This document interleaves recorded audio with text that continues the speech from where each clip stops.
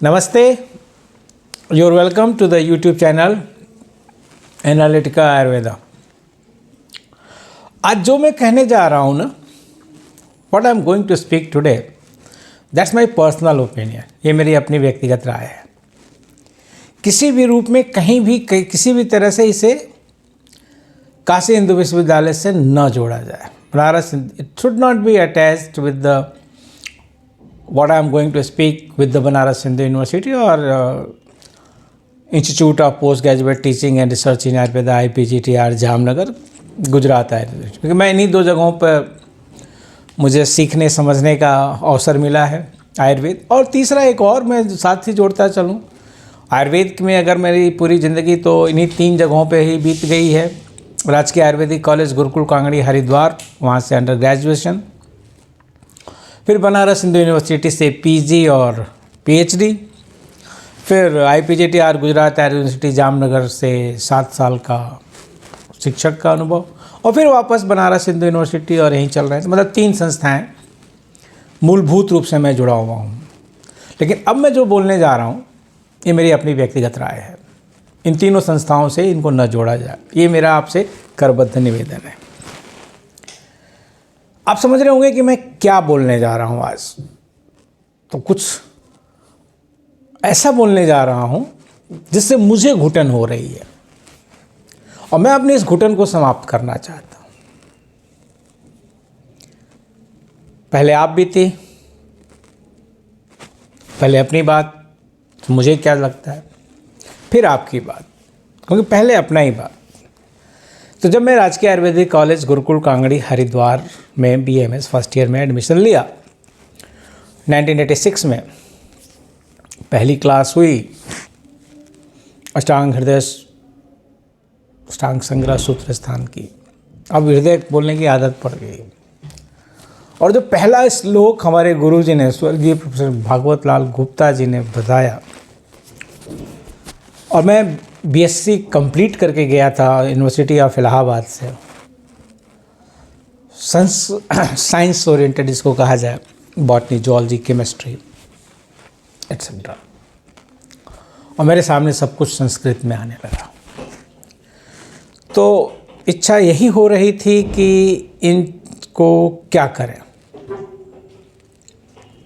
मन में तो यही प्रबल चीज़ आती थी कि बस फिर से सीपीएमटी की तैयारी करो और भाग लो यहाँ से, क्योंकि उस समय सीपीएमटी से ही एडमिशन एमबीबीएस, बीएमएस, बीएचएमएस, बीओएमएस में होते थे उत्तर प्रदेश में, और बीएचपीएमटी तो बहुत बड़ी तोप थी उस समय, और हर एक एकेडमिक इंस्टीट्यूट्स के अलग अलग टेस्ट हुआ करते थे। फिर स्लो, अगली क्लास में भी स्लो, माथा तो हिल गया मेरा, क्योंकि हमारा पहला बैच था जिसमें कि बिना संस्कृत में टेस्ट दिए सीपीएमटी में बीएमएस में एडमिशन अलाउ था। नहीं तो उसके पहले 1 घंटे का संस्कृत का पेपर दूसरे दिन लास्ट में हुआ करता था। जिसको बीएमएस में एडमिशन लेना होता था वो संस्कृत का पेपर पार करता था। फिर उसके बाद फिर हुआ कि नहीं, आपको संस्कृत विषय पास करना है बीएमएस में, तो बीएमएस में फिर एक संस्कृत विषय पास किया गया। 3rd ईयर में फार्माकोलॉजी और संस्कृत वगैरह पास किया गया, तो बीएमएस की डिग्री मिल गई। श्लोक याद करने का दबाव तत्कालीन सभी आदरणीय शिक्षकों के द्वारा काफ़ी पड़ता था, कि मैं कर नहीं सका। बड़ा ईमानदारी से बोल रहा हूँ, मैं याद कर नहीं सका, क्योंकि जितना समय लगाना पड़ता था श्लोक याद करने में ना, उतना मैं साइंटिफिक माइंड से, जो कि थोड़ा सा मैंने बीएससी का अध्ययन किया था, बॉटनी, जूलॉजी, केमिस्ट्री, बीजेडसी मेरा ग्रुप था बीएससी का, तो मुझे काफ़ी अच्छा लगता था उस साइंस को पढ़ना। और फिर मैं उस एक्सप्लेनेशंस को हिंदी में देख करके पढ़ करके अपना पढ़ने करने लगा। तो बीएमएस तो चलिए निकला, उसी में वाइवा में मेरा नंबर 1 ही होता था, नंबर 1 आनंदा में ना, उसमें हर वाइवा में होता था कि श्लोक सुनाओ, जैसे ही पहुँचो किसी भी विषय में श्लोक सुनाओ। मैं कहता था मुझे नहीं याद है। हाँ बिल्कुल, शिक्षक परीक्षक सभी को, शिक्षक जो आंतरिक होते थे, परीक्षक जो बाहर से आते थे, मैं सीधे बोल देता था कि नहीं, हमें नहीं याद है। आप विषय का जो भी पूछिए हमसे, हम बताएंगे। श्लोक मेरे से मत सुनिए। श्लोक मेरे से लोग फिर नहीं सुनते थे, थोड़ा डांट लगाते थे, फिर नहीं सुनते थे। और मुझे विषय की संख्या तो एकदम से नहीं याद आ रही है, लेकिन शायद 19 या 18 विषय हुआ करते थे उस समय, और पूरे 5 साल में मिला करके। और एक विषय यानी कि वही क्रियाशारी, वो विषय मुझे याद है, मुझे हाईएस्ट नहीं मिला था प्रैक्टिकल में, बाकी सब में मुझे हाईएस्ट नंबर मिले। और मैं टॉप भी किया अपने बैच में, 2 बार 3 बार, एक साल पर एग्ज़ाम होता था। चलिए आइए, ये आप बीती हो गई कि बिना श्लोक सुनाए अंडर ग्रेजुएट मैंने पूरा किया। फिर BHU में BS कंपटीशन दिया, BHU में PG भी मिली, सेलेक्ट भी हुआ। कॉन्सेप्ट्स पढ़े, हिंदी में पढ़े, अंग्रेजी में पढ़े, संस्कृत में भी पढ़े। चलिए PG पूरी हो गई, कुल 1 श्लोक याद किया। रसशास्त्र में विद्यार्थी होकर, किसी अहंकार या गौरव से नहीं कह रहा हूँ, बड़ी ऐसे ही बोल रहा हूँ, पुटका, क्योंकि हमारे गुरुजी स्वर्गीय डॉक्टर एस के दीक्षित श्लोकों पर उतना बहुत जोर नहीं देते थे। तो मैं भी लिबरली रहा और पूरी मेटलर्जी पढ़ा, मिनरलॉजी पढ़ा, पैथोलॉजी पढ़ा, फार्माकोलॉजी पढ़ा, आयुर्वेद रसशास्त्र के आचार्य सिद्धिनंदन मिश्रा जी के द्वारा अनुवादित समस्त पुस्तकों को पढ़ गया। अनुवादित हिंदी प्रोफेसर दामोदर जोशी जी के द्वारा इंग्लिश ट्रांसलेटेड, और उनकी किताबें सब पढ़ गया। प्रोफेसर CP जाके भी वही किताब थी, उसको भी पढ़ गया।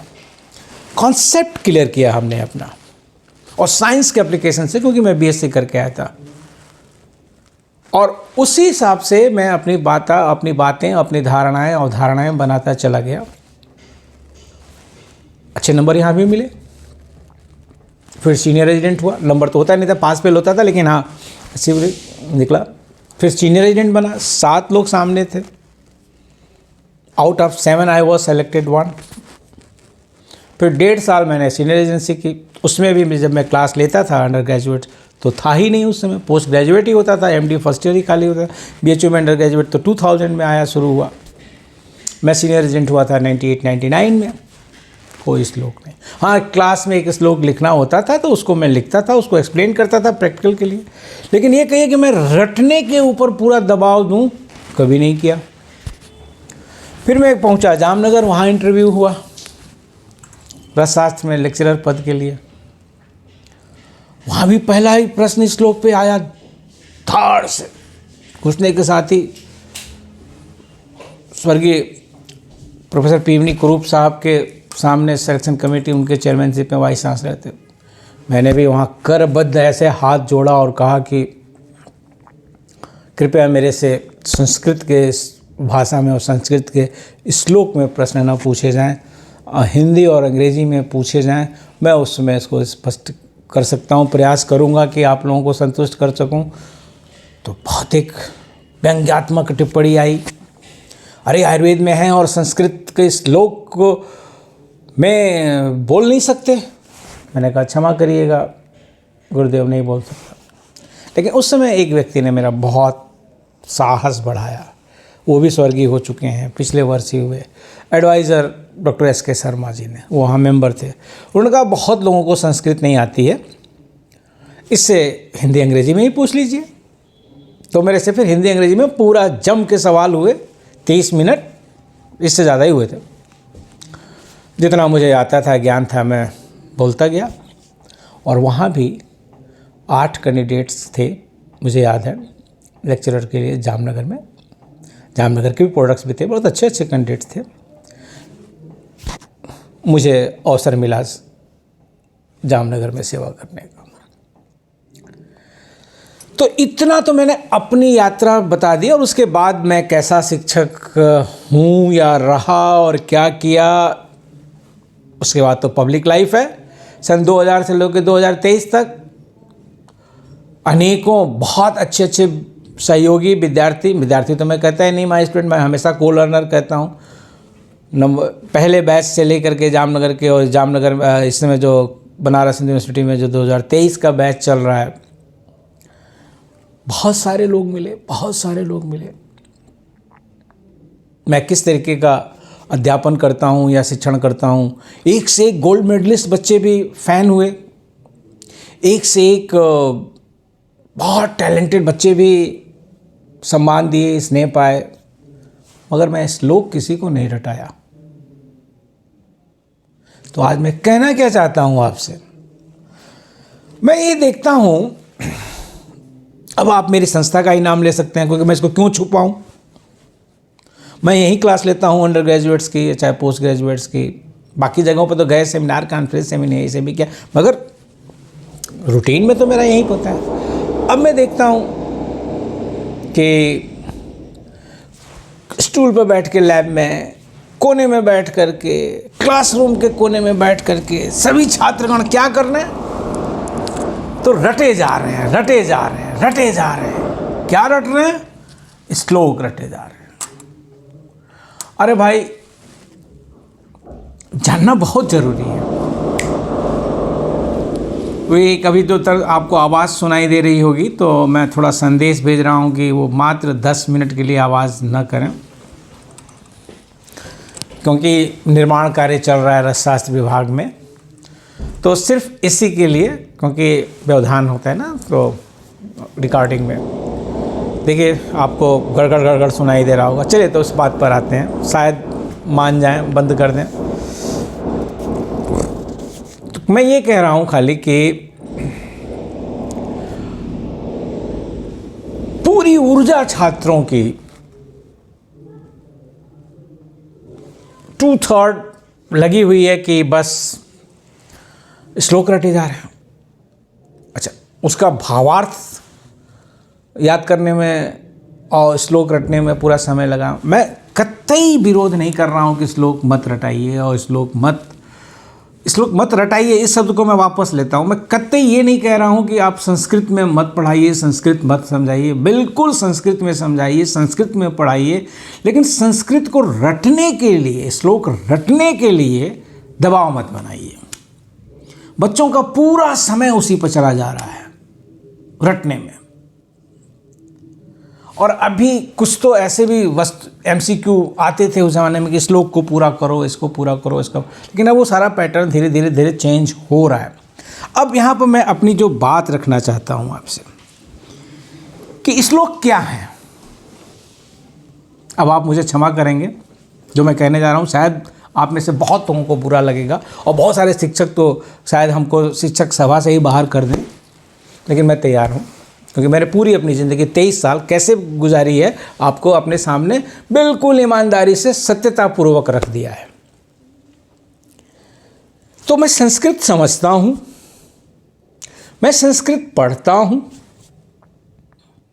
मैं संस्कृत की बातों को अंगीकार करता हूँ, मैं संस्कृत को सम्मान देता हूँ, लेकिन संस्कृत को रटने पर कोई बल नहीं देता। श्लोक क्या है? किसी बहुत बड़े अच्छे विद्वान चिकित्सक या ऑथर कह लीजिए, ऋषि कह लीजिए, आचार्य चरक, आचार्य सुश्रुत, आचार्य वाग्भट, आचार्य सारंगधर, आचार्य भाव प्रकाश, अरे नीचे आचार्य सदानंद शर्मा तक आ जाइए रस तरंगिणी के। श्लोक क्या है? एक भाषा। कौन सी भाषा? संस्कृत। संस्कृत में लिखे हुए विशेषज्ञ विशेष के बड़े विशिष्ट हाईली सुपर स्पेशलाइज्ड व्यक्ति के, विद्वान व्यक्ति के, विद्वानतम व्यक्ति के विचार हैं। इस परिभाषा से आप सहमत हो तो विचार करिए। तो उसके कॉन्सेप्ट को न समझ करके उस श्लोक को पर्टिकुलरली रटने पर जोर देना, और उन श्लोकों में भी अंतर है, और विद्यार्थी को यह कहना नहीं श्लोक सुनाओ, श्लोक सुनाओ, श्लोक सुनाओ। मेरी समझ में नहीं आती है बात। आज विज्ञान कहां चला गया? इसरो गगनयान पे जा रहा है, रोबोटिक सर्जरी आ रही है, इलेक्ट्रॉनिक्स गैजेट्स कहाँ चले गए, ट्रांसपोर्टेशन कहाँ चला गया। मतलब क्या? वहाँ भी एक विषय पढ़ाया जाता है जिसको फिजिक्स कहते हैं, केमिस्ट्री कहते हैं, बॉटनी कहते हैं, जियोलॉजी कहते हैं। ढेर सारी आर्थिक नीतियाँ आ गई। इकोनॉमिक को उसको कहते हैं, इकोनॉमिक्स कहते हैं, आर्ट्स कहते हैं, हिस्ट्री कहते हैं, ज्योग्राफी, सारा इधर ज्योग्राफी हो गया। ये सारे सब्जेक्ट्स हैं ना। क्या इन सब्जेक्ट्स को पढ़ाने में जो इनकी बड़ी ऑथोरिटेटिव टेक्स्ट बुक्स हैं, हैरिसन मेडिसिन में हो गई, बॉयड पैथोलॉजी में हो गई, लव एंड बेली सर्जरी में हो गई, हमारे ज़माने की थी केडी त्रिपाठी साहब फार्माकोलॉजी में हो गए, चाहे लॉरेंस हुआ, अब आगे बदल गया होगा इन सब, और लेकिन इस समय के बड़े टॉप, मतलब वो बाउंड्रा खन्ना केमिस्ट्री में मैं इंटरमीडिएट तक चला जाता हूँ, वो पता नहीं अब तो भूल रहा हूँ। हाँ, जूलॉजी में किसी गुप्ता जी की क्लास, वो रमेश गुप्ता सर की बुक बहुत तेज़ चलती थी जब मैं यहीं बनारस से 1982-83 में CHS central Hindi school Kamachha से इंटर कर रहा था, तो यही किताबें CPMT की तैयारी के लिए, हाँ यही सब चला करती थी। अब ये बताइए कि चलिए आपने MSc करते समय, PhD करते समय, जो इसरो का साइंटिस्ट है गगनयान भेजते समय, या जो सर्जरी कर रहा है या जो भी कर रहा है, वो कॉन्सेप्ट पे जा रहा है, अंडरस्टैंडिंग पे जा रहा है कि इंग्लिश लैंग्वेज पे जा रहा है कि नहीं, उसको उसी लैंग्वेज में याद रखना है जो अंग्रेजी उसके इन्वेंशन वाटसन एंड क्रिक ने दिया था, या जो नोबेल लॉरेट्स ने अभी ये सारा मैसेंजर RNA पर या इस समय की जितनी भी चीज़ें सीखी एक अंग्रेजी भाषा में लिखी थी, क्या उनकी कॉपी का इवैल्यूएशन, MSc फिजिक्स की कॉपी का इवैल्यूएशन, PhD केमिस्ट्री की थीसिस का इवैल्यूएशन उस अंग्रेजी भाषा के आधार पर होता है, जो भाषा उस समय 16वीं 17वीं शताब्दी की अंग्रेजी में लिखी गई थी या 21वीं शताब्दी की अंग्रेजी में लिखी गई थी, इन दोनों ही भाषाओं में होता है कि कॉन्सेप्ट पे कॉपी चेक की जाती हैं, कि कॉन्सेप्ट पे असेसमेंट होता है, कि कॉन्सेप्ट पे काम करके नए नए रिसर्चेज होते हैं, कि सिर्फ भाषा पे बल दिया जाता है। मैं अभी आज बुधवार है ना, सोमवार को मैं अपनी क्लास में था, अंडर ग्रेजुएट्स के प्रैक्टिकल की क्लास होती है, 3-3 4-4 टीचर्स की ड्यूटी लगती है, हम सब प्रोफेसर्स भी जाते हैं, असिस्टेंट प्रोफेसर्स भी जाते हैं। बाय द वे इस समय हमारे डिपार्टमेंट में कोई एसोसिएट प्रोफेसर नहीं है, सभी लोग जाते हैं जिसका जिसका रूटीन ड्यूटी बनी हुई है। वहाँ भी रटाया जा रहा है श्लोक बैठा करके, मुझे बड़ा अजीब लगता है। मैं कई पीरियड से देख रहा हूँ, सालों से देखता यही चला आ रहा हूँ, श्लोक रटो श्लोक रटो श्लोक रटो। लेकिन मैं जब इंडिविजुअल अपनी अकेली क्लास में जाता हूँ थ्योरी के, तो मैं बहुत स्पष्ट चलता हूँ कि मैं आपको कॉन्सेप्ट पे ले चलूँगा। और फिर होता वही है, हम इसमें भी 5-5 10-10 बच्चों के ग्रुप बन जाते हैं, श्लोक लोग सुनते रहते हैं, बड़े तन्मयता से सुनते हैं, मैं उनका बड़ा सम्मान कर रहा हूँ। लेकिन मैं यहाँ कह रहा हूँ कि एक आप भाषा विशेष को रटा रहे हैं, उस बच्चे के कॉन्सेप्ट को, फिर क्षमा चाहता हूँ, मैं अपने सभी साथियों का पूरा सम्मान कर रहा हूँ, पूरे देश भर के आयुर्वेदिक शिक्षकों का पूरा सम्मान कर रहा हूँ हाथ जोड़ करके, लेकिन अपनी बात कहने की भी उनसे आज्ञा चाहता हूँ। आप मुझे मेरी बात का खंडन कर दीजिए, लेकिन मैं जहाँ कह रहा हूँ उस पर जाइए। एक बालक के, एक छात्र छात्रा के मस्तिष्क में, एक विद्यार्थी के मस्तिष्क में एक भाषा को रटने के लिए समझने पढ़ने में मैं आपके साथ हूँ। संस्कृत को समझना आपके साथ है, संस्कृत को पढ़ाना आपके साथ है। बिल्कुल एक एक शब्द को समझाइए, एक एक शब्द को बताइए, एक एक शब्द को पढ़ाइए, एक संस्कृत के एक शब्द पर पूरा 1 घंटा बोलिए। लेकिन रटाने पर रटो रटो रटो रटो रटो, श्लोक नहीं रटे, श्लोक नहीं लिखे तो गए काम से। हमारे एक सहयोगी ने बताया आज कि एक BMS के स्टूडेंट को सेशनल में उन लोगों ने कहीं दिख ही नहीं रहा है कि उसके नंबर कहाँ से कम करें। मतलब होता है ना कि भाई 40 नंबर का है तो उसको 38 दें कि 39 दें, बहुत अच्छी कॉपी लिखी है। हमारे सभी दोनों सहयोगी कह रहे हैं कि सर बताइए कि इसमें इस बच्ची का नंबर एकदम नहीं कम हो सकता है, इतना बढ़िया इसने कॉन्सेप्ट लिखा हुआ है। मैंने कहा फुल में फुल दो, उसको कंप्लीट मार्क्स दो। आप जब तक बात को नहीं समझाएंगे, जब तक आप प्रिंसिपल को नहीं समझाएंगे, जब तक आप डॉक्ट्रिन्स को नहीं समझाएंगे, और डॉक्ट्रिन्स आपको अपनी भाषा में समझ में आती है, जिस भाषा में आप सोचते हैं, तो जिस भाषा में आप सोचते हैं, जिस भाषा में आप काम करते हैं, उस भाषा में ही आपको डॉक्ट्रिन समझ में आती है। तो एक वो भाषा जिसमें कि आप सोच नहीं रहे हैं, आप उसमें सोच नहीं सकते। नेशनल एजुकेशन पॉलिसी क्यों जा रही है मदर टंग पे? नेशनल एजुकेशन पॉलिसी क्यों कर रही है कि सारे विषय MBBS की भी पढ़ाई हिंदी में क्यों होने क्यों जा रही है? और मध्य प्रदेश ने तो शुरू भी कर दिया है। तो मैं खाली ये यहाँ पर कहना जा रहा हूँ कि श्लोक रटाना एक संस्कृत भाषा को रटाना है। फिर से अपनी बात रखता हूँ, जो व्यापक समझ में आए सभी के, उस पर विचार करिए कि क्या कहीं भी जो भी भाषा है वो उसी भाषा के आधार पर कहीं इवोल्यूशन होता है क्या? जो बार बार इसरो को क्यों कहना, मतलब तमाम CSIR की लेबोरेटरीज़ हैं, तमाम ICMR के काम हो रहे हैं, क्या वही भाषा ही मानी जाती है कि नहीं? जो उस न्यूटन साइंटिस्ट ने जो लिखा था वही ब्रैकेट में ला करके उसी का कॉपी दिखाओ और वही उसी की इटैलिक अंग्रेज़ी दिखाओ, नहीं तो तुम फेल। ये देखना होगा ना कि इसको कैसे, ये समझना होगा। अभी हम क्या कर रहे हैं? अभी हम एक व्यक्ति के भाषा ज्ञान के आधार पर रचित उस श्लोक को ही रटने का प्रयास करते हैं। मैं फिर कह रहा हूँ, संस्कृत को रटाइए मत, संस्कृत को समझाइए, संस्कृत को पढ़ाइए। हमारी भाषा जिसमें आयुर्वेद लिखा हुआ है संस्कृति है, इसमें कोई दो राय नहीं है। हमें संस्कृत आना ही आना होगा, हमें संस्कृत समझना ही समझना होगा। मगर संस्कृत को रटाने के नाम पर छात्रों का इतना समय ले लेना, वो मुझे थोड़ा उचित नहीं प्रतीत होता है, क्योंकि इस समय का जो छात्र है वो थोड़ा सा अपने समय को कुछ और अच्छे कॉन्सेप्ट और साइंस में लगाने की बात सोचता है। संस्कृत के सभी बुक्स को, सभी ग्रंथों को रेफरेंस बुक में लीजिए, उनको पढ़ने का अनिवार्यता है, पढ़ना ही है, पढ़ना ही है, पढ़ना ही है, लेकिन रटने की अनिवार्यता नहीं रहनी चाहिए कि नहीं उसी भाषा में बोलिए। होता क्या है, जो मैं समझ पाता हूँ कि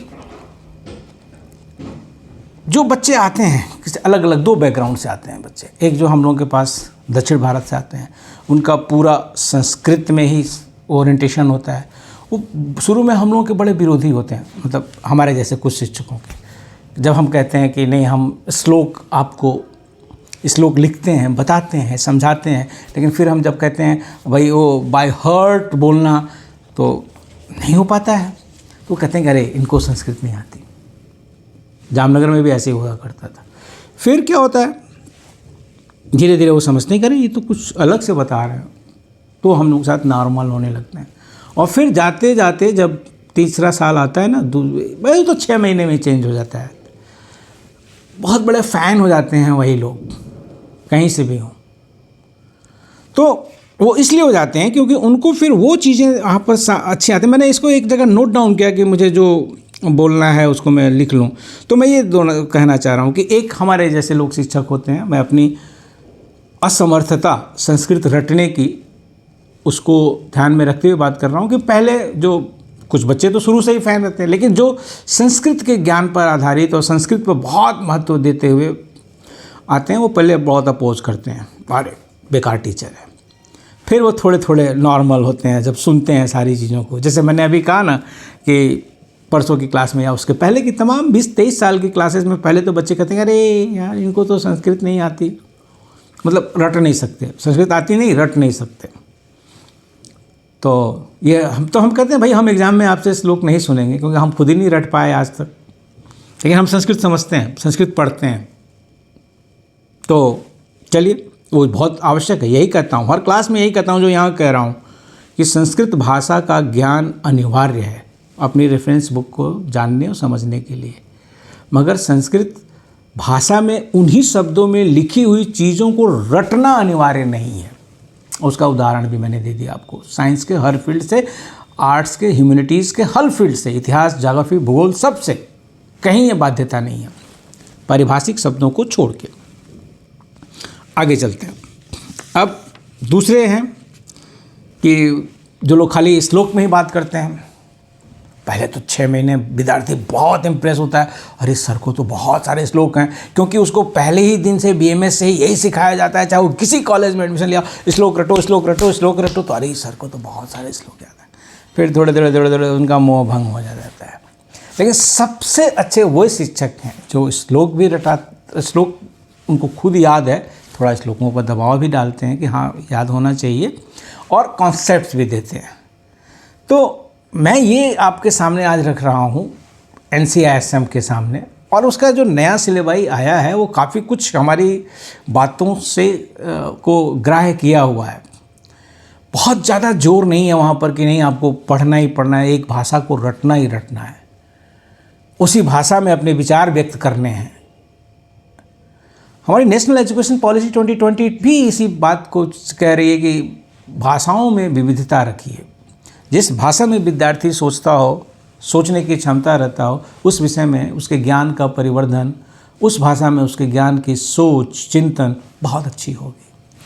तो अब जैसे कि जब मैं बात करता हूँ अपने विद्यार्थियों के साथ और इन कॉन्सेप्ट्स पे जाता हूँ, उसमें मैं साइंस अप्लाई कर देता हूँ, केमिस्ट्री के ही साइंस और फिजिक्स की साइंस और फार्मास्यूटिक्स के साइंस रसायन में, तो बच्चों के जो चेहरे खिलते हैं ना, वो देखने लायक होती है। और जब मैं ये कहता हूँ कि अरे ये देखो, ये लॉ अभी 100 साल पहले ढूंढा गया, ये लॉ अभी 150 साल पहले ढूंढा गया, ये bonds law, kicks law, law of attrition और यूलॉजी और ये सभी चीज़ें एक्सिपिएंट्स वगैरह अभी 100 साल 150 साल में ढूंढी गई, और ये हम 3000 साल पहले से कर रहे हैं, ये हम 5000 साल पहले से कर रहे हैं। अब बताओ बच्चों, कौन ज़्यादा ज्ञानी विज्ञानी?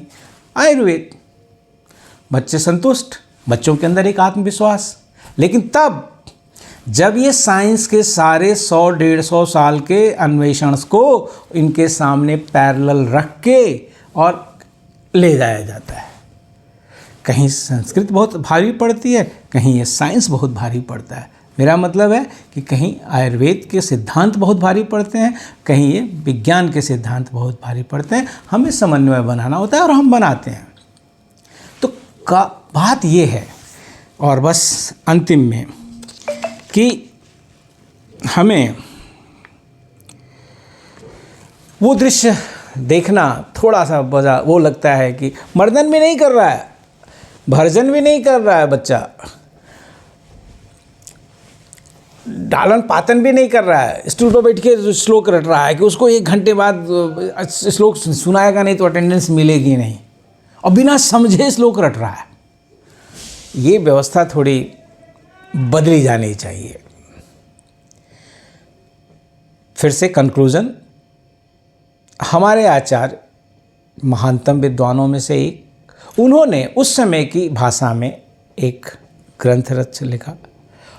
दे आर द ग्रेट ऑथर्स, वो हमारे रेफरेंस बुक हैं। वैसे ही जैसे कि तमाम भाषाओं में विज्ञान की खोज हुई, इतिहास के सिद्धांतों की खोज हुई, अर्थशास्त्र के सिद्धांतों की खोज हुई। अब उस कॉन्सेप्ट को समझने पर जोर दीजिए कि ये नहीं कि हमें वही शब्द याद करने हैं, वही श्लोक याद करने हैं जो किसी आचार्य ने रखे। विज्ञान इस पर नहीं जोर देता, विज्ञान कॉन्सेप्ट पर जाता है, डॉक्ट्रिन्स पर जाता है, फंडामेंटल्स पर जाता है। आपकी भाषा बदल सकती है, वहाँ कोई वैल्यूएशन भाषा के आधार पर नहीं होता कि जिस आर्किमिडीज़ ने अगर कुछ ढूंढा है तो वो आर्किमिडीज़ वाली ही भाषा चाहिए कि उसने कैसे ढूंढा था वही लैंग्वेज लेके आई है। नहीं, ऐसा नहीं है। मेंडलीफ ने जो लिखा था क्लासिफिकेशन, जेनेटिक्स के सिद्धांत जो दिए थे, वही वाली अंग्रेजी चाहिए, ऐसा नहीं है। उस कॉन्सेप्ट पर जाना होगा ना। तो कॉन्सेप्ट, डॉक्ट्रिन्स, फंडामेंटल्स पर जाइए, विचार करिएगा। आपको फिर से एक सलाह सभी शिक्षकों को कि विद्यार्थियों के ऊपर श्लोक रटने का दबाव नहीं, श्लोक समझने का दबाव बनाया जाए। धन्यवाद। आपके कमेंट्स की अपेक्षा रहेगी।